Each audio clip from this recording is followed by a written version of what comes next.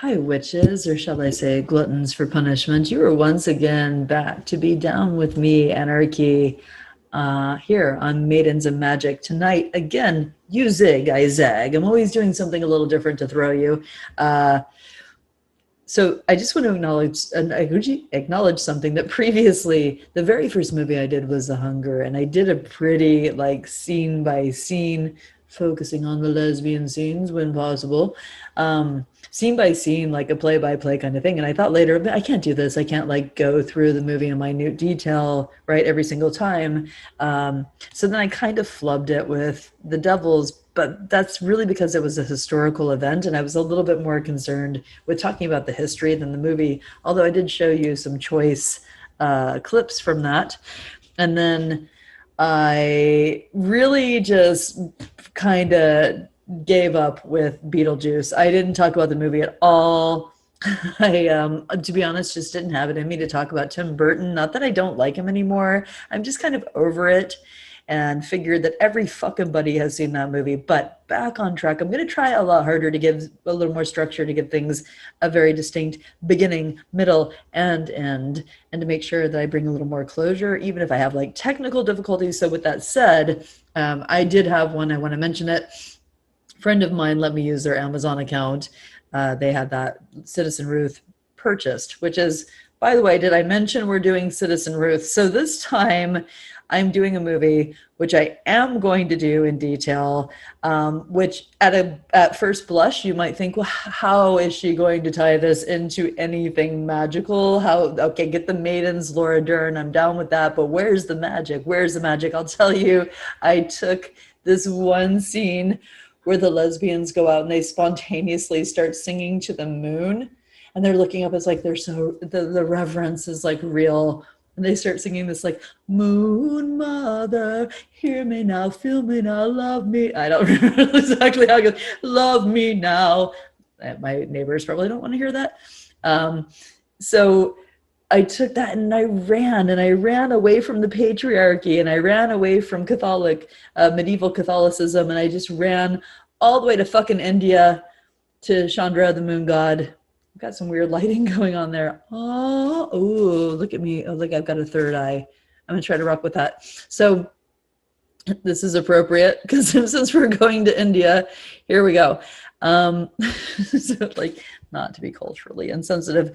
So I am going to talk about the movie Citzen Ruth here on Maidens and Magic, and then I'm going to get into some Far East Hinduism, which it really excites me. If you know me, I am a religious studies major, and that was my first degree, and this is my field of expertise, if you will. Oh, cut myself off again.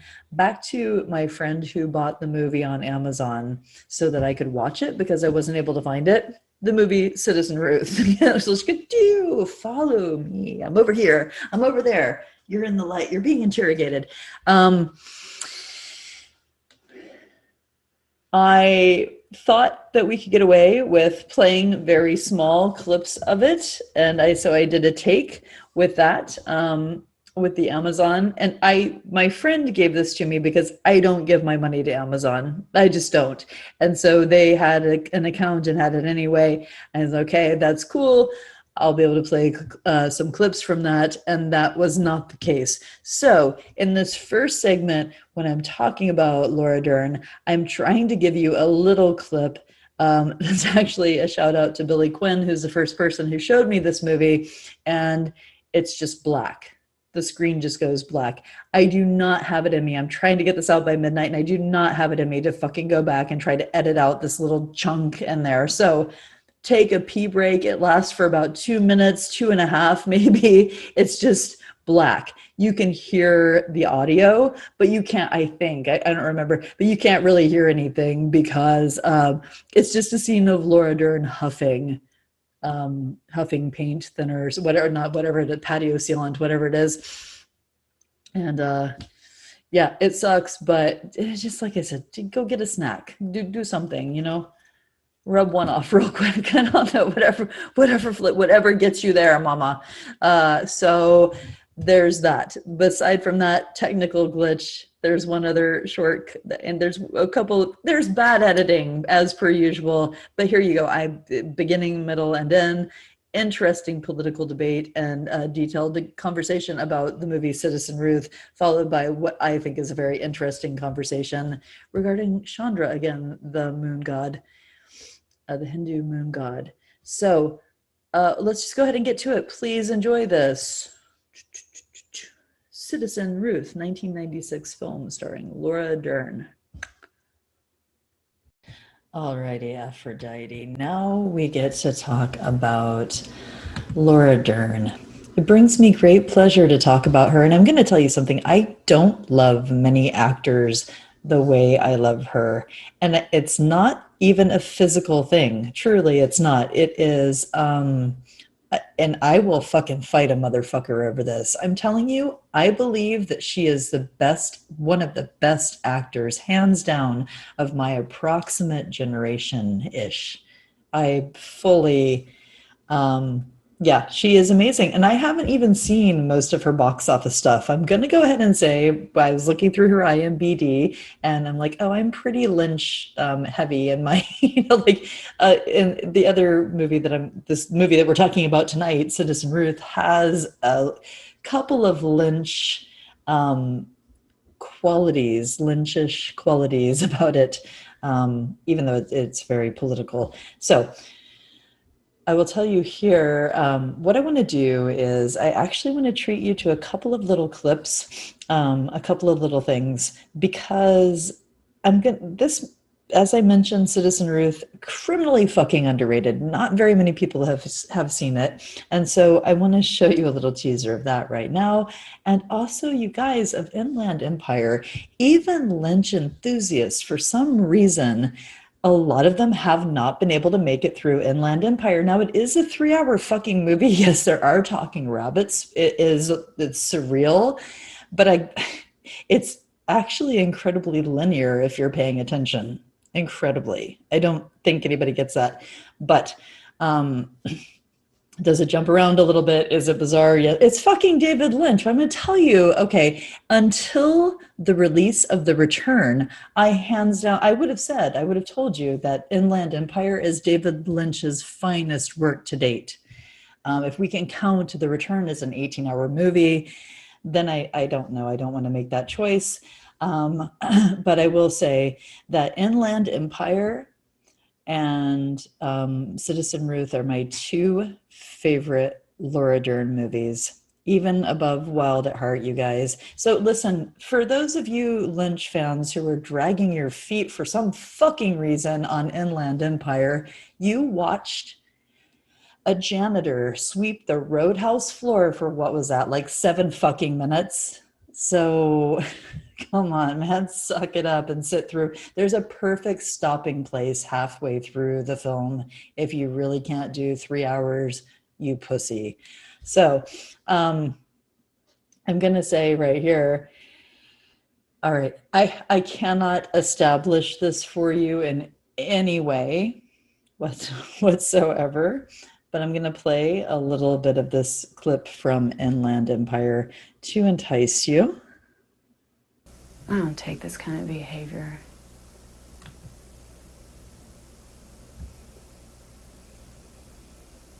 I seen what this fucker was up to. Bam! I kick him in the nuts so hard they go crawling up inside his brain for refuge. He goes down like a $2 whore. Crying and shit, telling me how he's never done nothing but love me bullshit. Were you, in fact, seeing another man?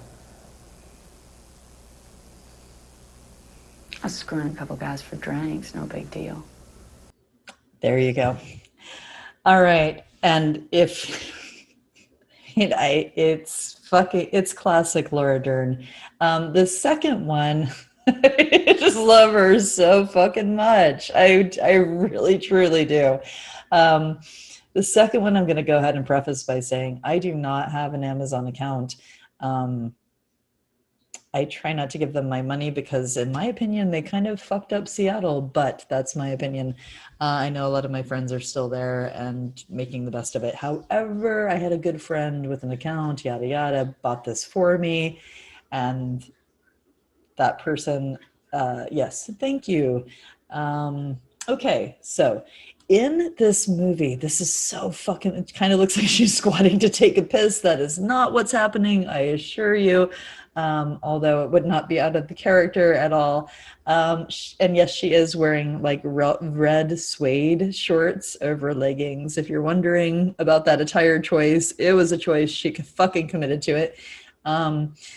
This character has the most bizarre, inexplicable fucking addiction, in my opinion, and she's addicted to inhalants. She has been arrested numerous times and treated for inhalant abuse, which is one of those things where, like, of course, we've all tried it as kids. Maybe not all of you. I've tried it, and everybody's at least on not nitrous or something. Yeah, I mean, it's fun for a couple of minutes, but as a serious addiction. And so I'm playing this to you so you get an idea of how they portray that. And also because this is a shout out to Billy Quinn, who was the first person who showed me this movie. And this is one of those scenes that makes him cackle. And I personally really want to believe that it's actually a nod to Wild at Heart. And well, if you know why, you'll know why. So I'm going to play this for you.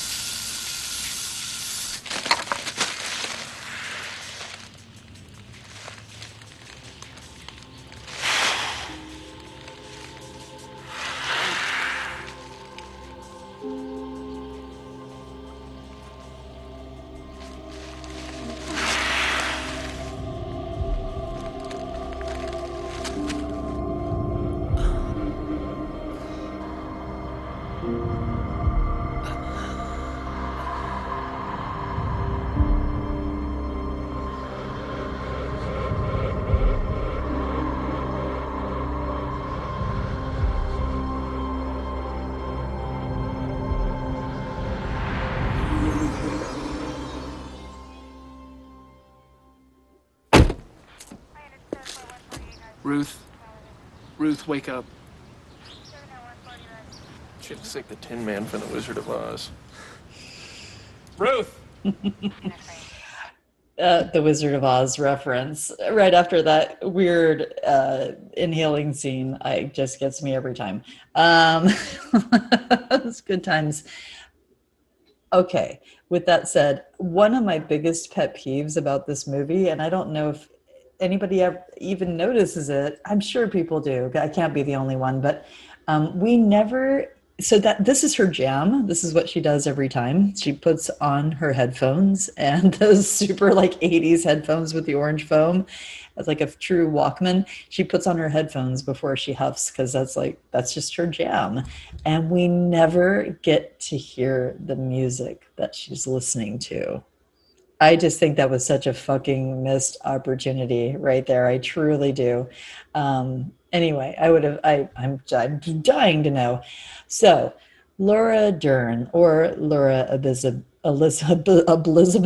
Laura Elizabeth Dern is how most people say that. Or Tidbit, if you will, was born February 10th, 67, and also is the daughter of Diane Ladd. What happened? That was a freak thing.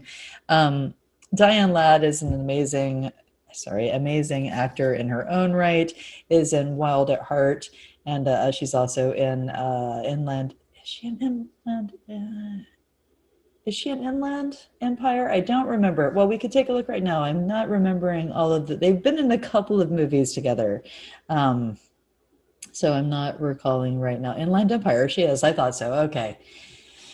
I know my shit. I know my shit. Her father, Bruce Dern, I feel really stupid for saying this. Apparently, Bruce Dern was some renowned kind of actor too. I don't know who he is. I have not seen any of these movies, like The Hateful Eight. Isn't that a cowboy movie? I'm not really sure. Yeah, see, it's just not my genre. So if you're like, oh my God, she doesn't, I don't. Oh, it's Quentin Tarantino too. Yeah, no, but he's just not somebody I've ever known, but respect to him. Apparently, he's a pretty tight actor. All right. So what's really weird is again, looking at her IMDb, I was like, gosh, I've never seen any of the Jurassic Park world things. I don't even know how many she was in. So many movies that I've just never even heard of. I obviously have a real genre, a real niche there that I go to every time anyway. Yeah, I don't know. And her TV list is pretty long too. I did watch an episode of 2 of Big Little Lies, and I think I liked it. I liked all of the women in that cast, kind of a ensemble cast there. And oh, also we have to say real quick, fucking mad respect. I totally forgot about this, but I just saw it. She is pivotable. I'm just making up words now. Watch me go. Don't try to stop me now. She's pivotal in the Ellen episode, the infamous, notorious, which, gosh, I'm worried that kids nowadays don't even know Ellen DeGeneres, when she had her sitcom here. She came out publicly on the show, and it was a big fucking deal. It really was. She was one of the first, if not the first, on syndicated. Well, it wasn't syndicated at the time, but on a major network show to come out publicly. And guess who she falls in love with? Laura Dern. Laura Dern plays her love interest, and if you've never seen it, it's pretty epic. It's pretty iconic, which is a word I feel like I use too much. But anyway, all right. So getting back to Laura Dern here. Oh, nope, that's not what I meant to do. Went back too far. Born in 1967. She was born actually in Los Angeles, which isn't at all surprising. You know, I just feel like she was one of those people, because of her lineage, that just, her first film was in 1973. She was just an extra here in White Lightning, but then she also made her official film debut. What is with me tonight? Debut?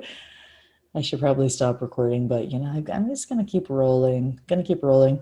And Alice Doesn't Live Here Anymore. Opposite her mother. They've worked together so many times, and just for me, it's so interesting when people have that kind of relationship with their mother. It's not the relationship I have with my mother at all. But I mean, it's fascinating to me, and it's good to know that some people.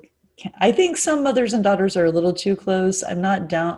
I would never talk about details of sex with my mom. I can't imagine. To each their fucking own. However you rock, go ahead and rock that way, because it's working for you, right? If it's working for you. She was also in the cult film Ladies and Gentlemen, The Fabulous Stains at 16 years old, which is also great.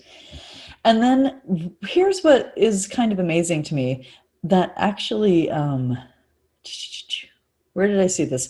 Okay, so she was in 3 movies back to back: Mask, Blue Velvet, and Wild at Heart.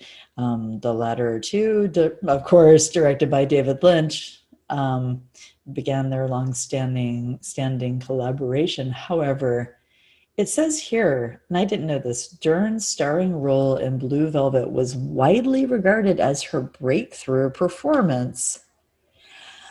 I gotta say, she's good, and that she's not the star of that show. It's Nick Cage. It's William Dafoe. It's Jack Nance. It, you know, my dog barks some. I mean, it's like, I don't, if there's, I don't even, oh no, that's Wild at Heart. Sorry. I mixed up the two movies. Sorry. Blue Velvet stars who? It's just her and Kyle MacLachlan and, oh, Dennis Hopper, right? So Kyle, so sorry about that. I started doing Wild at Heart, but Blue Velvet, Dennis Hopper and Kyle MacLachlan and Isabella Rossellini. Uh, I just, Dern doesn't register for me in that film really much at all. So I mean, I mean, I'm sorry, but against Isabella Rossellini, against Kyle MacLachlan, that's one of his earliest films too. And Dennis Hopper. I mean, it's just, yeah. So props for Wild at Heart. Her and Kate, that's the one with her and Nick Cage and Jack Nance and and William Dafoe and My Dog Barks Some. She holds her own in that one, but still, like, what a fucking cast she's up against. Yeah. So basically, Laura Dern has been active her entire career. I don't think there's any. I don't think there's a single year in her. Sorry, there were. I mean, she's pretty back to back. There are no real gaps in her career, and that's impressive. She's worked really consistently. Um, she's been a part of the Me Too movement. There's revealing on Ellen's show, and it just totally warms my little lesbian heart that her and Ellen are actually friends and have been over the years. And anyway, she did go on to the show and reveal that she had also been assaulted at age 14, which is just really horrific. And that's again, I don't know the details of that. However, I just wonder about her relationship with her parents and the situation she was put in being a Hollywood kid from a young age, and not that anybody is responsible, not that her parents are responsible. I just really wonder at the nature of that Hollywood is a really fucking rough place for kids. I think we've proven that again and again and again. At any rate, she has good political activism on her side with advocating for Down syndrome and not advocating for it, but giving to various charities associated with Down syndrome, advocating for families belong together, so supporting immigrants' rights, and a big advocate for women's rights in general and bridging the gender pay gap. She is also really, I've seen her do a lot of environmental stuff, climate change, etc. So I am going to stop there with Dern, and then we're going to start talking about the movie. We're going to actually get into a little bit more of the movie. I'm going to grace you with a few more clips from that I know you will enjoy. So when I hear the Moon Goddess song, straight up, this is pretty much exactly the kind of spirituality that comes to mind. Now, look, I am not Aaron Dragonsong. I want you to know I'm not knocking anyone's spiritual beliefs. In fact, look at this lady. She looks happy as fuck. I aspire to be this joyful. Did this result require an exhaustive internet search? No, it did not. This was literally one of the first things that came up. And of course, we know this too. We know moon worship is very pagan. It's very Wiccan. Witches, most moon goddesses, witches, people I know honor the moon in some way. We're doing new moon and full moon rituals. It's very common. Even, like mine have become very eclectic over the years. I don't always subscribe to one particular kind of practice. Sometimes I tarot read, sometimes I meditate, sometimes this last full moon, which was last night or the night before, I went for a walk during the full moon, and there was a brilliant storm. There was just wind whipping around and debris all over the place. It was pretty badass. It goes back to Greek and Roman mythology. I think most people are somewhat familiar with. See, this is hard for me because I know that most of my fan base, you guys are my friends. I know mostly what you believe. I find it pretty fair to say that most of you know who Artemis is or Diana. If you don't, they are Greek and Roman gods, respectively, who are associated with the moon. But looking at this, of course, this is all very basic things. Also, these are basic things I was saying, but also time-wise, this worked out pretty well because we just had Passover, and Good Friday is this Friday, Easter Sunday this Sunday. So honestly, that was unintentional, but I like the synchronicity of it, I'm going to go ahead and say. So looking at this, I know that it goes way further than Greek, Roman, or even Jewish tradition, or even the Chinese New Year. And to give you kind of an idea of just how extensive the lunar worship or moon worship is, we have here, I mean, this is it's pervasive. It's really pervasive. In some cultures, it's a god. In some cultures, it's a goddess. But just here, I will give you, I'm looking over here, of course, on the side, the list of moon deities: Africa, Europe, Asia. I mean, it goes all the Hindu mythology, Japanese mythology, Korean, Philippine, Mayan, Incan, Australian, American. There's nary a culture or a culture, let's say, a people in the world who don't have some reverence for the moon. It's just seems pretty logical. Our bodies are mostly water. The moon controls the tide. If you're a female, your cycles are probably very affected by the moon. I know mine have been traditionally. So I just think that there's so many tie-ins there. I want to talk a little bit. I'm just kind of doing a little roll through here because actually I'm pretty excited, as I said, to get away from the fucking medieval the chokehold of medieval Catholicism and the patriarchy and go full on into Hinduism. Hinduism was actually my field of study. When I studied comparative religions, I studied all world religions, but Hinduism was a special focus of mine. It's something that I'm pretty well versed on, and I really fucking enjoy talking about. So pretty excited about that. To go far east. We're going to Mesopotamia, bitches.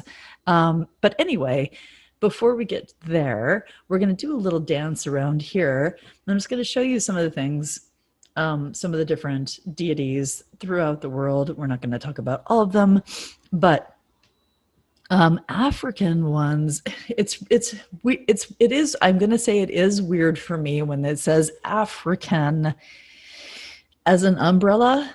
It's not a country, it's a continent, and there are many countries within that continent that have very diverse practices. So they do break them up here, and I just want them to be clear. Like within Africa, we have Egyptian, we have Zulu, we have many different, I don't know how to pronounce a couple of these.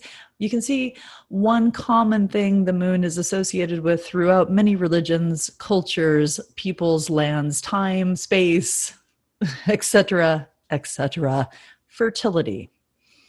Again, my cycle is always very lunar. So I think my body was pretty pissed off, has been pretty pissed off in life or at least my uterus has been pissed off at my complete unwillingness to bear children. Never had any interest. Anyway, going through here, we go through some of the ones that are probably more familiar to you. The European ones. Again, here we have Artemis, we have Diana, the two that I mentioned prior. We have some Finnish, Slavic, Roman, Norse. The Norse mythology really fascinates me too. That's another thing that I hope to have a chance to delve into. I've got to find the right movie or artist or something for that. Celine, of course, not Celine Dion. The Greek goddess, or Selenia, I've heard it pronounced different ways. And I know a lot of you friends have this triple goddess tattoo. In fact, I've always been a huge fan of it. I find it pretty sexy. It does go through, yes, I'm talking to you. It does go through a lot of different Indonesian, Japanese, like I said, Korean, Chinese. I actually had a statue of Tai. I don't know how to correct. I'm going to give it a shot. Tai Ying Xingung. That was probably so wrong. I probably just told somebody I wanted to fuck their dead cat. Anyway, folk religion there gets very interesting. And yeah, just a quick little run through there. The Americas, I do really appreciate that they broke them up between North and South America, because when we say America, it's very ethnocentric. We are the Americas, and that does include Central Latin America. All right, but now the fun part. We're going to get into Chandra and Hinduism, which I'm pretty excited about. Okay, but I'm going to pause there. You don't need to see my face, was made in 1996 by, it's a satirical Black comedy, of course. I think you probably got that idea. Made by Alexander Payne, who is somebody I was not at all familiar with. I did a quick little search on this guy, and I have to say, if you look at his IMDb or featured films, whatever, he hasn't done many, we only got 1, 2, 3, 4, 5, 7 films here. I have to say, though, I don't know election, but I remember seeing the advertisements for that. I liked About Schmidt. I thought it was a very interesting movie. Sideways, I had mixed feelings about, but I actually enjoyed it. And I noticed here, I haven't seen these other ones either, but I noticed here that he did this film in 2017, which stars Kristen Wiig. Somehow I haven't seen this movie and I love her, so I'm going to be watching that one right away, just to let you know, because you need to know my viewing habits.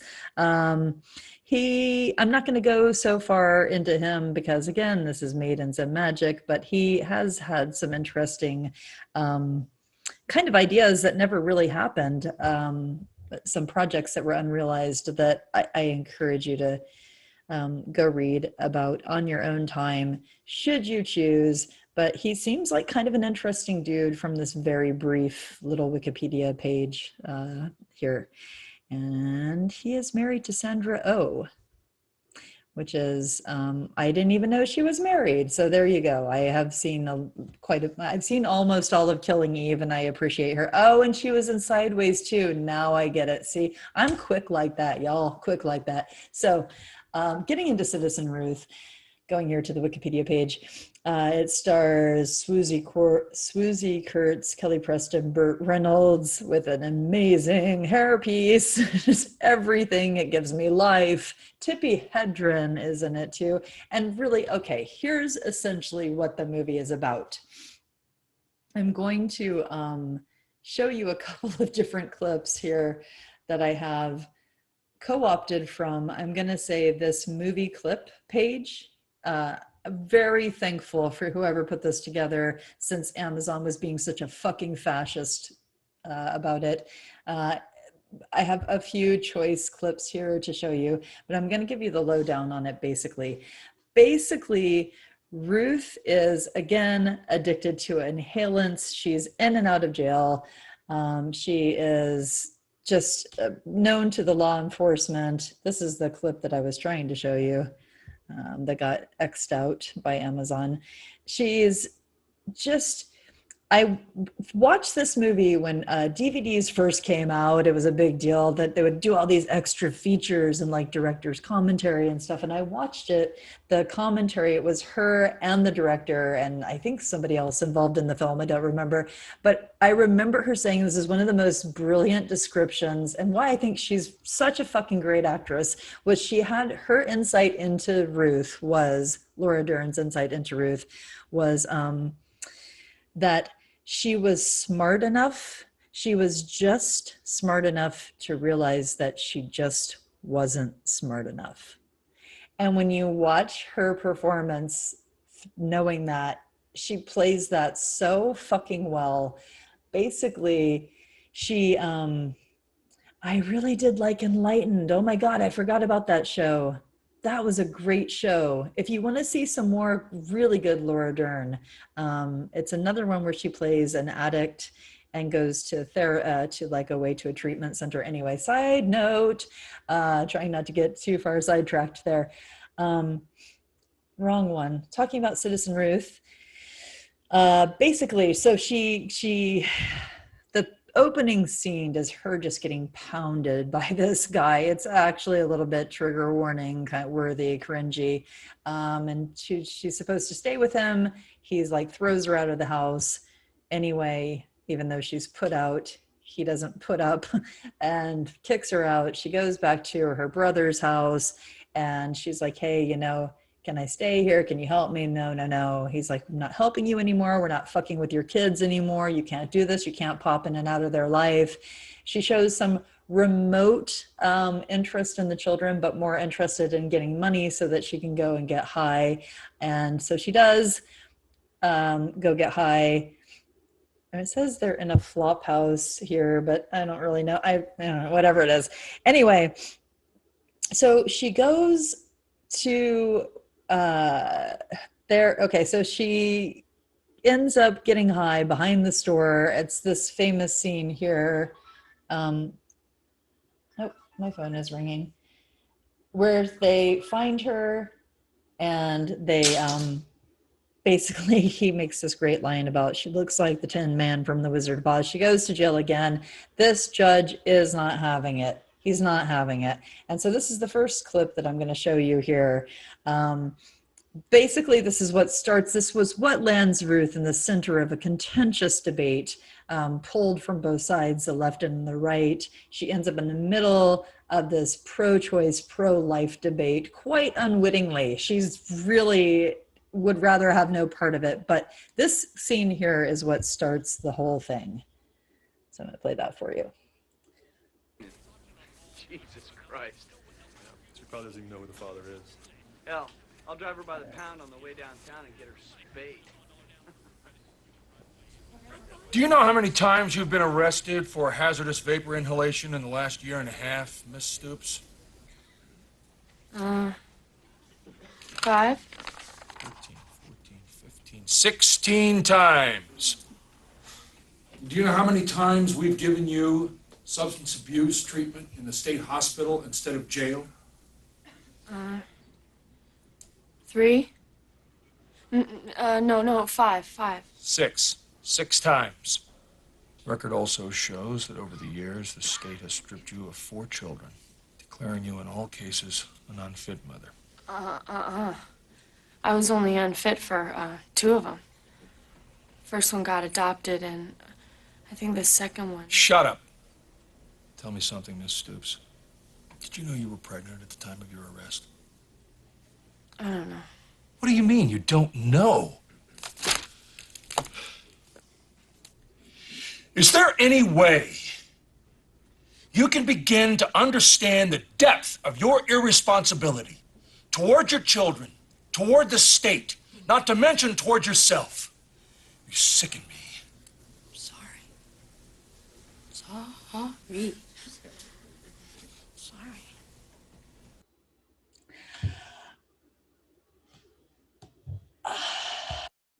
I am just going to say, yeah, that's one of the best.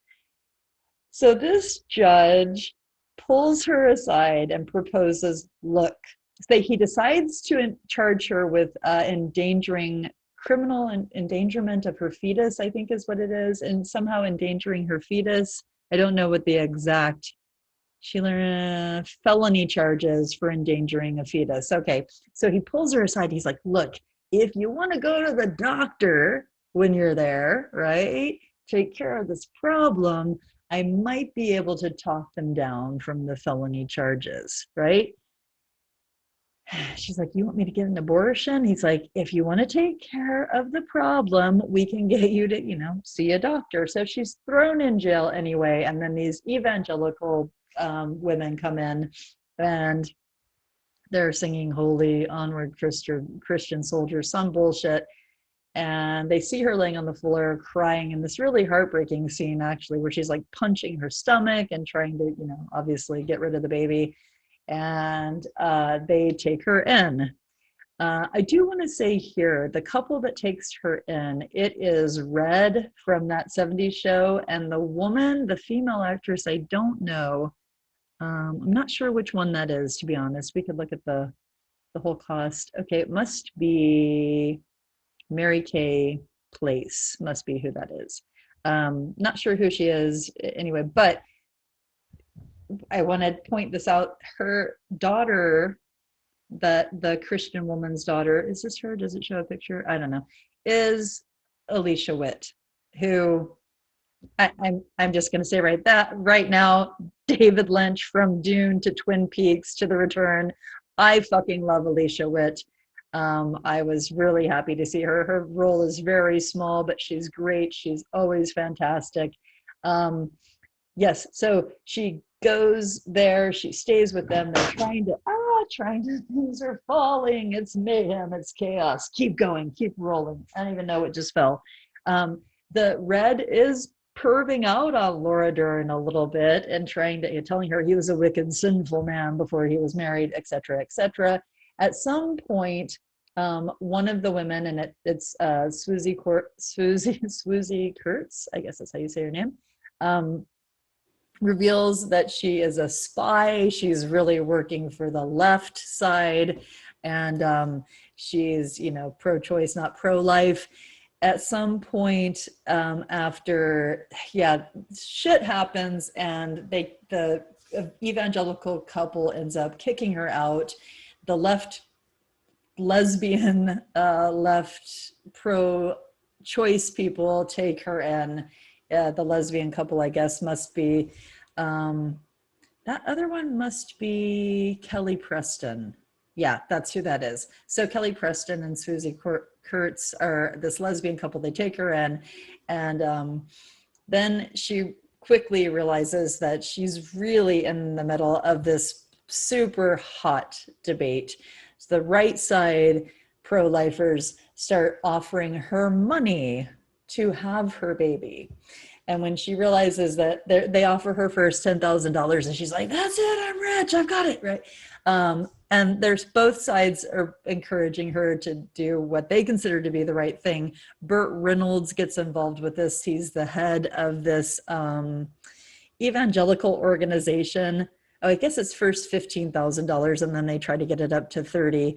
And then, so, Blaine Gibbons comes in. He's the Burt Reynolds character, and he tries to drum up some more money and publicity. And it's just this media circus. It's this whole frenzy. And poor Ruth is like really, really lost in the debate. This debate that's allegedly about her and her right to choose and her well-being and her baby just ceases to be about her in any way whatsoever anymore. And I'm sorry, you might have been reading the ending there. I will tell you how it ends, but I'm gonna give a warning for that.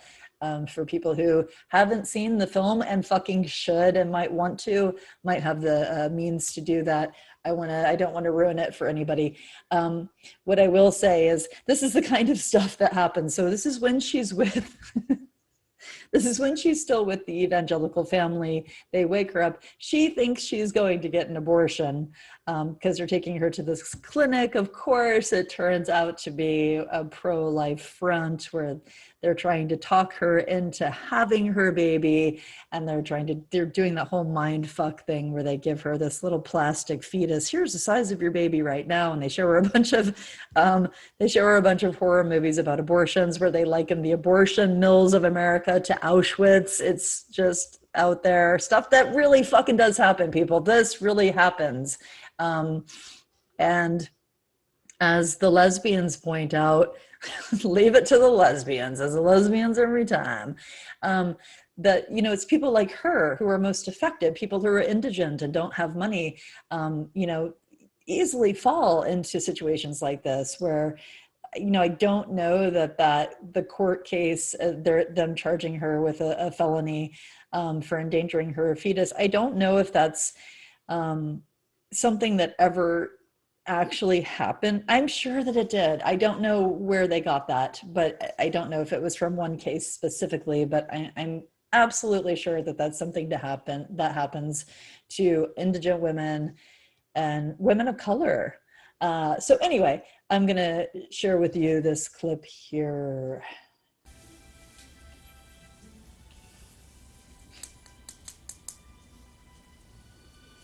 Yeah, it's got a little thing.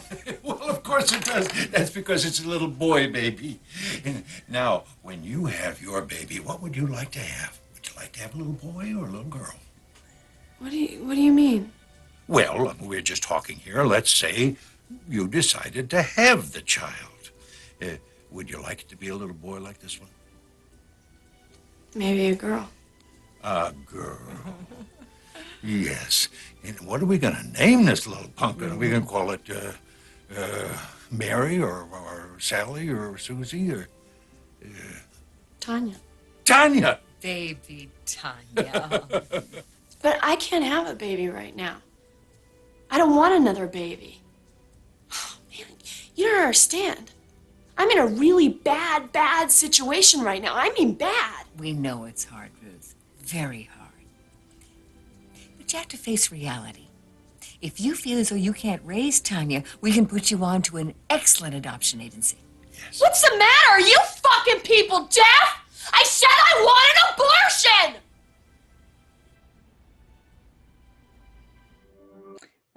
Just again, there's one more clip that I actually wanted to find for you, which I'll look at here while I'm talking.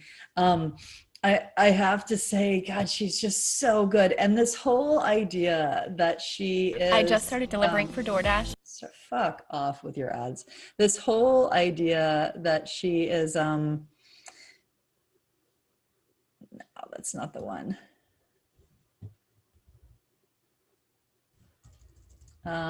She's just smart enough to realize that she's just not smart enough.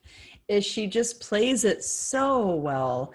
And one of the clips that I saw earlier but didn't pull out, let me see if I can find it here real quick, and if I can't, that's okay. Yep, here it is. It's the check for $15,000, sorry. I'm going to go ahead and hit you with this real quick. Yeah, well, I am very proud. And I'm going to go ahead and skip it forward a little bit. Dollars made out in the name of Ruth Stoops to be presented to her upon the birth of her child. $15,000! The Babysavers also said 3 different couples have volunteered to adopt Miss Stoops' baby. Meanwhile, anti-abortion protesters continue to arrive outside this house where Ruth Stoops is apparently staying. The house belongs to Diane Sigler, an abortion rights activist. So the question on everyone's mind is, what will Ruth Stoops do? Only she knows, and for now, she's not talking. Don Maddox, Eyewitness News. What the hell do you think you're doing? I'm rich! Did you hear? I gotta go back to North. I gotta get that check! No, you're not going anywhere. Ruth, listen to me, listen to me. You've got to be very strong. You've made your decision, and now you've got to stick to it. Wait, it's my body, right? It's my choice, right? Can I change my mind, huh? Can I? Yeah, yes, of course you can change your mind. That's what this is all about. Just make sure you're doing it for the right reasons. $15,000 might sound like a lot of money, but there are more important things to consider. Like what? Come on, Ruth. Do you think you're ready to have a child? Yeah, I have 4 other kids and I didn't make a cent. Besides, they said they got people to adopt. And can you stay off drugs and alcohol for the next 7 or 8 months?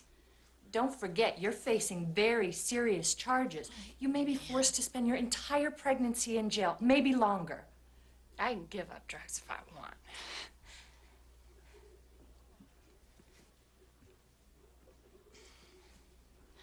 God damn it! How come every time I want to do something, somebody tries to keep me from doing it? Why can't I ever do what I want? I find that scene so relatable. And I love the inclusion of the Frida Kahlo shirt with I think that's the sweater she's wearing was explained later that it was knitted by somebody in Guatemala. Anyway, that's like lesbian attire and everything. But yeah, so she's in the middle of this debate that she can't win. She just can't fucking win. And she's smart enough to know that. And then finally, the final clip that I'm going to play for you is just one that I think is funny. Ruth, honey, don't do it! Aww. Ruthie, honey, don't do it! I seen you on TV and I came right away! Woo, witches. I'm having some kind of allergy attack here, up in here. So I'm going to actually made an executive decision just now not to tell you the ending of Citzen Ruth. I really want you guys to go watch it. And the ending is like, it's one of those things where I could tell you, hey, fast forward until you see or hear this and spoil it for some people who don't care. But I'm not going to do that. I'm going to go ahead and I'm going to jump right into the witch part of this, the magic part of this, rather, of Maidens and Magick. And I'm going to do that starting with talking about the Indian moon god, Chandra. Interestingly, I've always said Chandra, and I don't know. I recently reconnected with one of my childhood friends. Her name is spelled the same way, but she pronounces it Chandra. Her mom was kind of a freaky hippie, now that I'm thinking about it, who probably knew a thing or two. In fact, that was during the time when Osho's cult would have been pretty popular. Anyway, various connections that have nothing to do with what I'm talking about right now. So with that said, Chandra, or Chandra, I'm saying it that way, Chandra means shining moon, but it's also known as several other things. So there's some ambiguity about the Sanskrit that was used in the early Vedas. Oh, by the way, I know earlier I said we were going all the way to Mesopotamia. We are going, of course, further than that. I guess I usually start at Mesopotamia in this general area for a lot of reasons. Jerusalem, all the, the great monotheists, the three great monotheistic religions kind of converged there. Also fascinated with the Sumerians and the Akkadians and the Babylonians and all of those people, Assyrians. A lot of things that historians first attributed to being of origin, being of Mesopotamian origin, later turned out to have originated much further east. But the Silk Road was in action during a lot of this time. But even so, people didn't always go as far as India. It was much more centrally, much more localized experience here. Mesopotamia being what it was, what it was, and what it is no more, sadly. Anyway, here we have a picture. Chandra, god of the moon, lord of the night. What if it is Chandra? What if it really is Chandra? And now it could be. Now I'm not sure. Lord of the night, plants and vegetation. Not a bad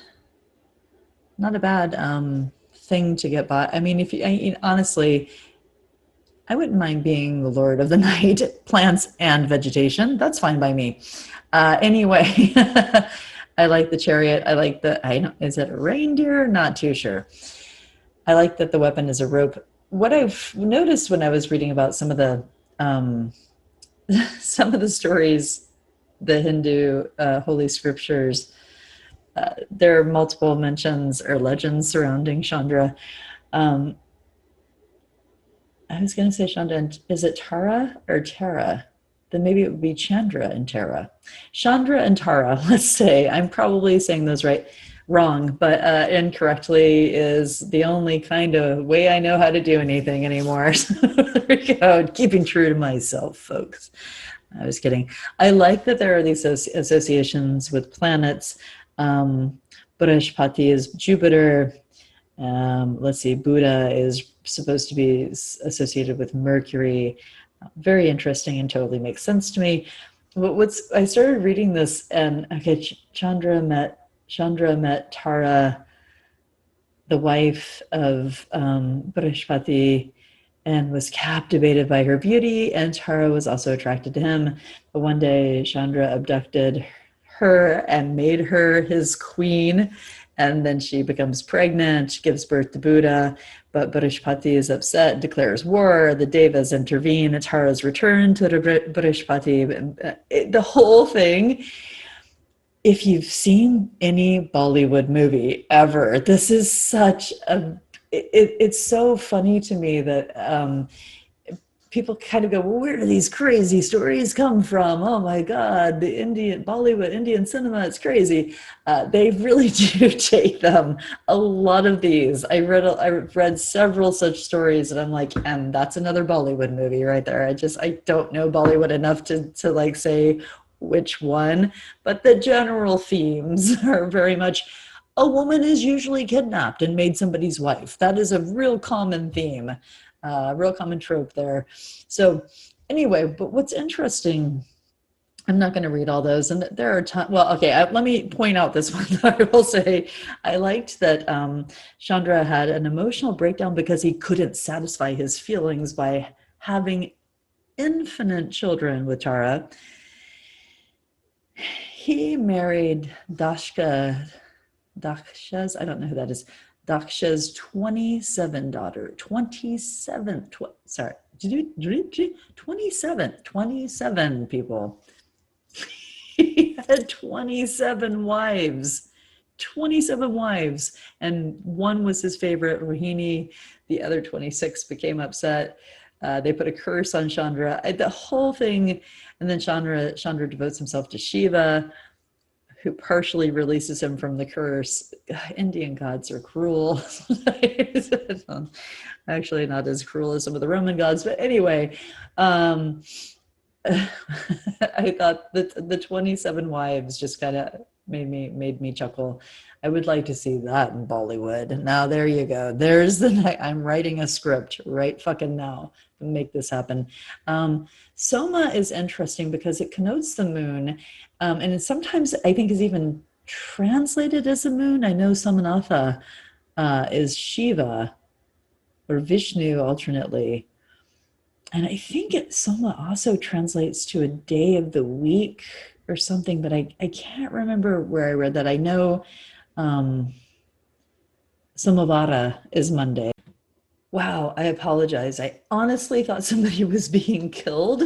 It was an insane amount of screaming, not in my building, but I have my balcony door open and it sounded like it was ricocheting back there. And since I kind of live in the hood and I've been hearing helicopters all night, I thought I wanted to check it out, make sure nobody was actually being murdered. I didn't want to succumb to the Kitty Genovese effect.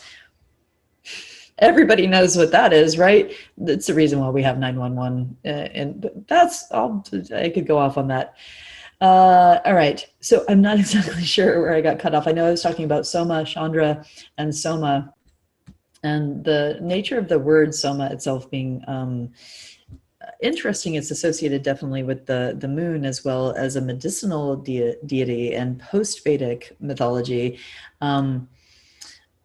I will say this and I don't know where it is here. I think I lost it again, but it factors very heavily into the very early Vedas, the Rig Vedas, the earliest canonized books of Hinduism.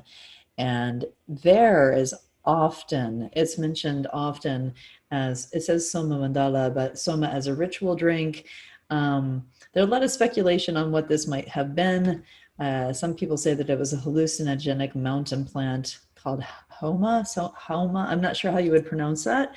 But it's both a medicinal or sacred drink and a god, which I find pretty interesting, or a deva rather.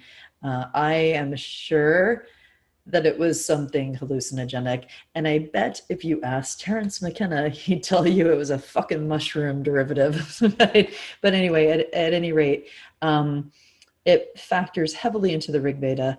And actually I want to talk a little bit about the Rig Veda. Like I just said, they're some of the earliest canonized or canonical texts.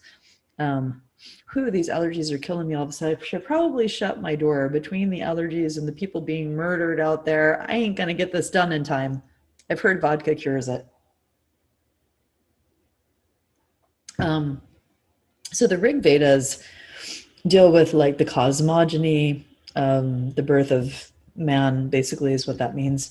And it deals also with, well, a lot of things. There's a lot of ritual. I'm going to go ahead and turn my camera off. I don't think you need to see me the entire time. Do you? Do you really? A lot of rituals, a lot of sacrificial type. They're not all, it's not implicit that it's human sacrifice, although some animal sacrifice definitely takes place. Different things, mandalas, hymns, all kinds of different things. But I have to tell you, and these are old, I just want to point out, and again, we're talking about Indo-Aryan and Indo-Iranian. So this is again why I mentioned Mesopotamia, just to be clear. So all the way back, a lot of it going back to 2000 BCE, that's before Common Era, and I think 15 and 1000 BCE, right, was when the region of the Indian subcontinent. So in other words, really fucking old. But here's the thing is, these Vedas were transmitted orally long before that. This was just, when they finally got written down. Canonical books, right? So what does that mean? It's a oracle. It's I'm making, that's a great word. It's a oracle text. It cataloged the horrors of the region by, anyway.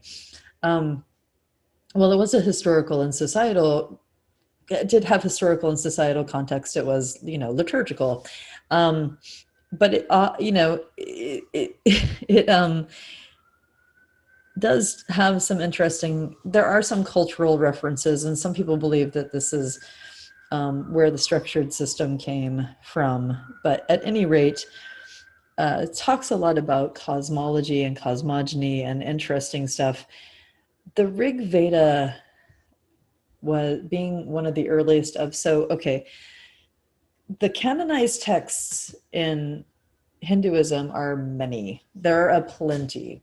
The Upanishads were later texts, and it was believed that Upanishads really sought to kind of explicate the Vedas, because the Vedas were when you read them, and I just wanted to say this while I was there, a lot of the Vedas are about soma. So whether they're just straight up, worshiping the moon, or they're drinking their sacred drink and then worshiping the moon, which is what I like to think and kind of am more inclined to believe.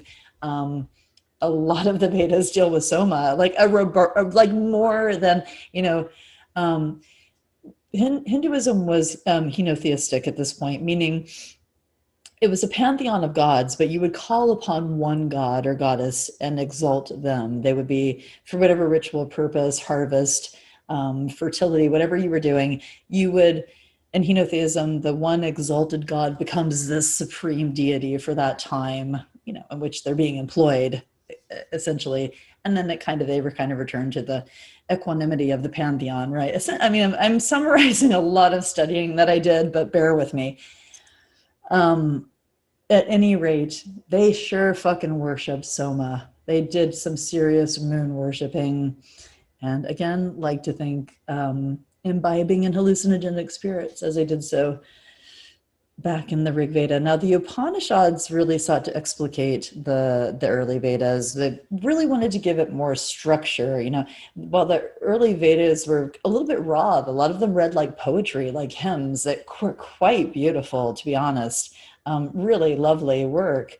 But they wanted to give it a little more structure and a little more discipline, basically. So as it turns out, and this is where we get into a lot of cool stuff, really. We get into philosophy, ontology, we get into the concepts of Brahman, which are like this ultimate pure reality, and Atman, which is this pure soul or self. It's where we get into stuff like Samkhya Yoga, which I talked about. Well, I don't remember where I got into that one. It might have been the episode of The Hunger, I believe, not too sure. We get into things that were later further pursued by Schopenhauer, who was, of course, a German philosopher. We get into a lot of stuff here that is much more like the Hinduism you might be somewhat familiar with today. And in fact, it's not until the Upanishads, the later Upanishads, where they're really, and I don't even know that Krishna, This is a good question. I actually am not sure on this. I don't know if Krishna was introduced in the Upanishads. It is my belief or my understanding that Krishna is introduced in the Bhagavad Gita.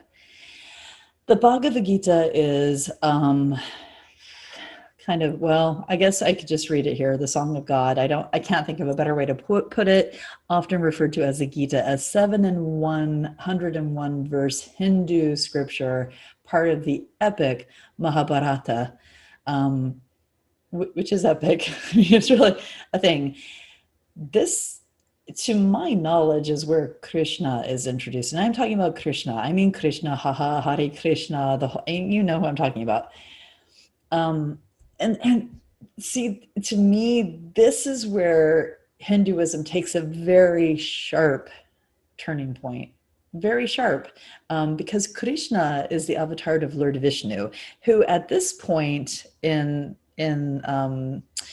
Hinduism we're not really as henotheistic. There's still a pantheon, but Vishnu has definitely been elevated to a more semi-permanent supreme status, right? If you will, I'm putting it loosely. So there's what was I trying to say? There's a dualism of Atman soul and Brahman, universal soul, right? That is explored within this text. And again, this is where we get into a more organized religion as we know it, structured religion. We get into movements. The Bhagavad Gita influenced Mahatma Gandhi. I was trying to say. He referred to it as Mahatma Gandhi referred to it as his spiritual dictionary. So definitely there's a more recognized, what's the word, canonized, what's the word I'm looking for? I don't know, uniform kind of religion there than had previously existed. In fact, the whole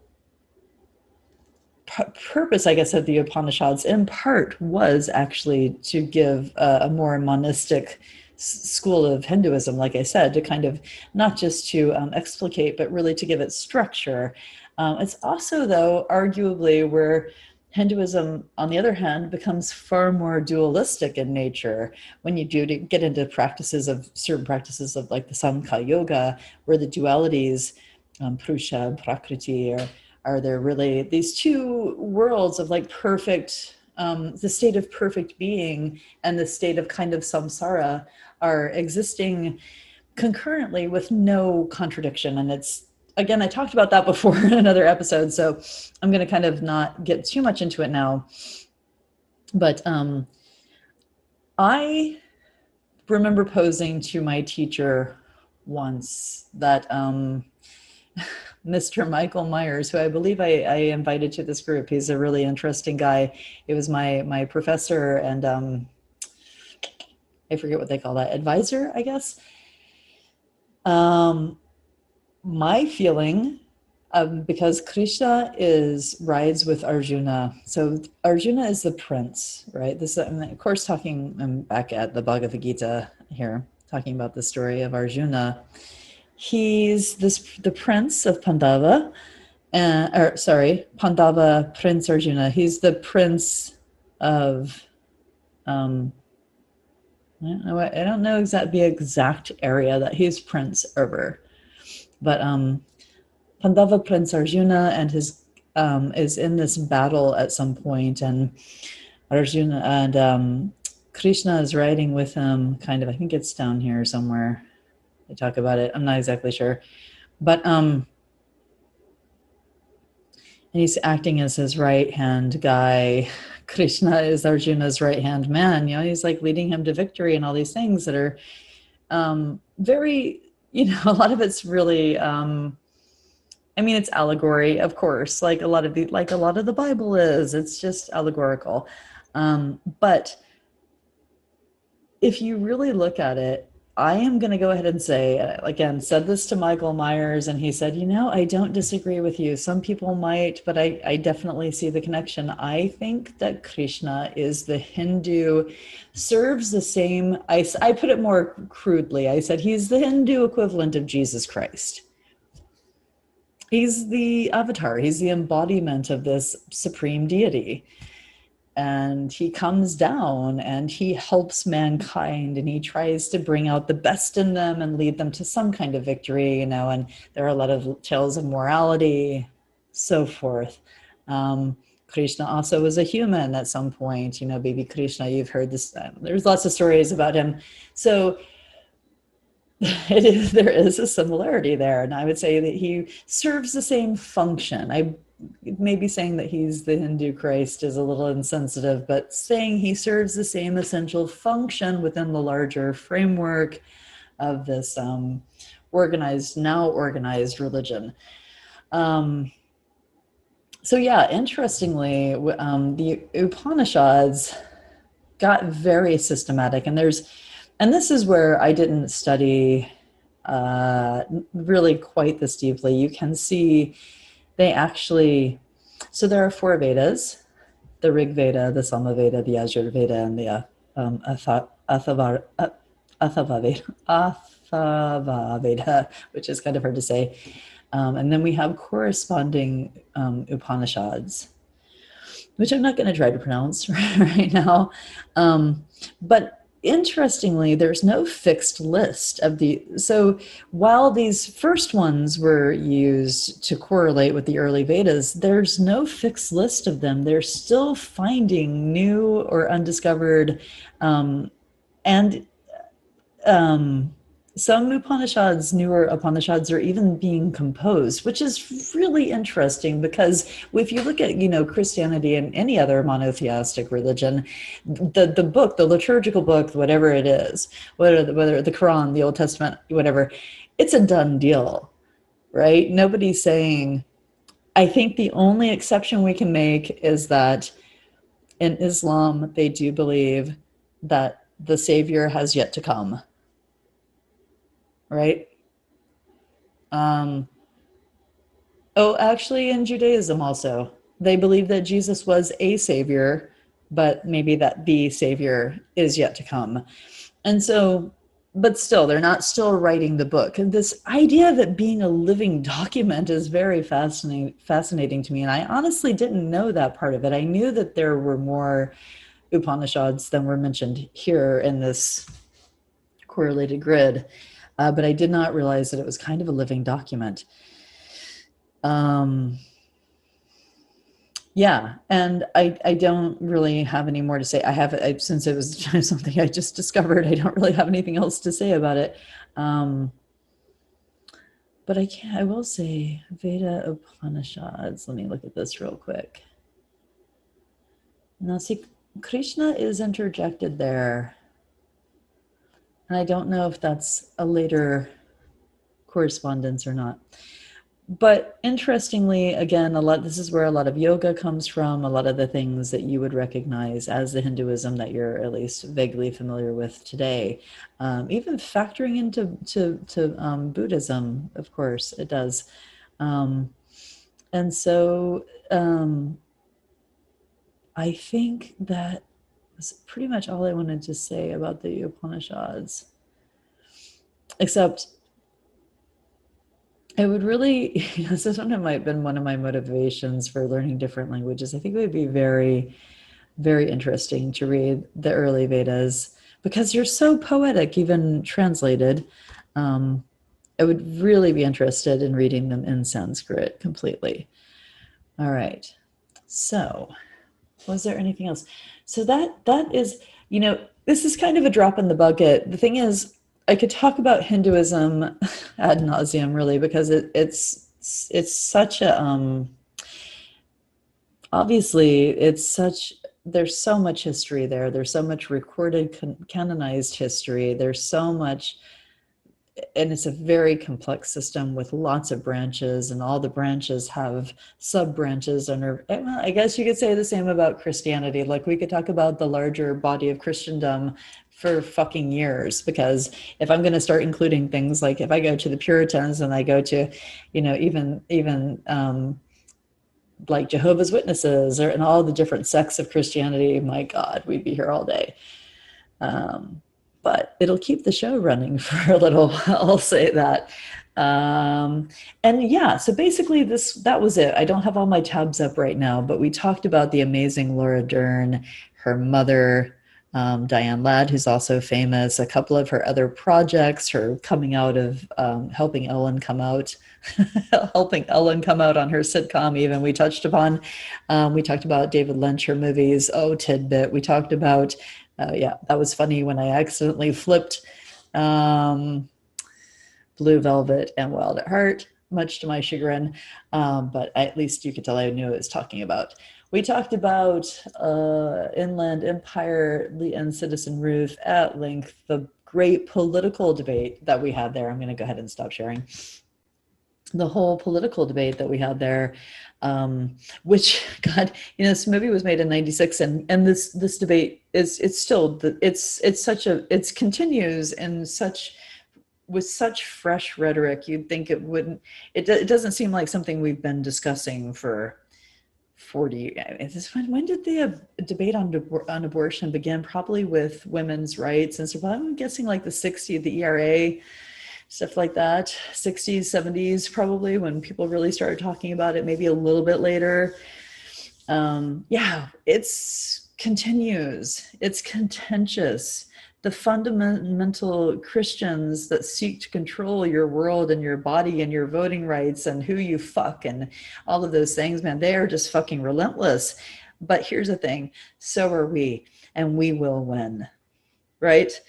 With that said, what else did we talk about? We talked about Citzen Ruth. I led you through that, showed you some great clips that I hope encouraged you to go watch the movie, because it is just fucking brilliant. I just watched it last night and I could already watch it again. And then we got into Chandra, or Chandra. Hi, Chandra. I don't know if Chandra's on my group or not. It would be funny. We recently, well, anyway, she seems to be doing well and probably doesn't have a lot of interest in the show. But you guys do. You're here. Thank you for tuning in and getting that another little snippet. I feel like I'm just doing Hinduism and Indian religion and in little snippets, because again, it's so vast. I can only attack. I don't know what happened there. The vodka. I'm only attacking it at a portion at a time, but each one interesting to you, I hope. That's it for me, guys. I am out of here. You know what? Do me a favor. You've been down with anarchy. Get down with me again. And most importantly, stay witchy.